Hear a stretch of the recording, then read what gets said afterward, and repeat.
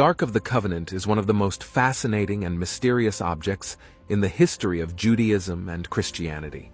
It is a wooden chest covered with gold that contains the 2 stone tablets of the 10 Commandments, which God gave to Moses on Mount Sinai.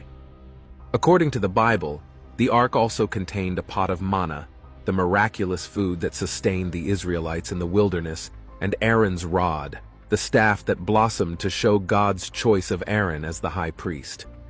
The Ark of the Covenant was not just a container for sacred relics, but also a symbol of God's presence and power among his people. The Bible describes how God spoke to Moses from between the 2 cherubim, the winged creatures that adorned the lid of the Ark, known as the mercy seat. The Ark was also carried by the Israelites into battle, and it often brought them victory over their enemies. For example, when the Israelites crossed the Jordan River to enter the Promised Land, the priests carrying the Ark caused the waters to stop flowing and allowed them to pass. Later, when they marched around the city of Jericho with the Ark, the walls of the city collapsed, and they conquered it.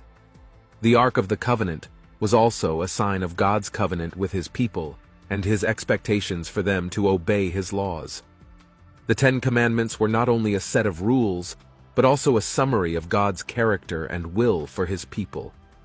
They expressed God's love, justice, holiness, and faithfulness, and called his people to reflect these qualities in their relationship with him and with others. The Ark reminded the Israelites that they were chosen by God to be his treasured possession, a kingdom of priests, and a holy nation. The Ark of the Covenant was so sacred that only certain people were allowed to touch it or approach it.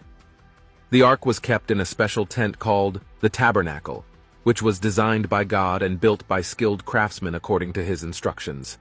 Only the Levites, the tribe assigned to serve as priests, were allowed to carry the Ark and minister in the tabernacle.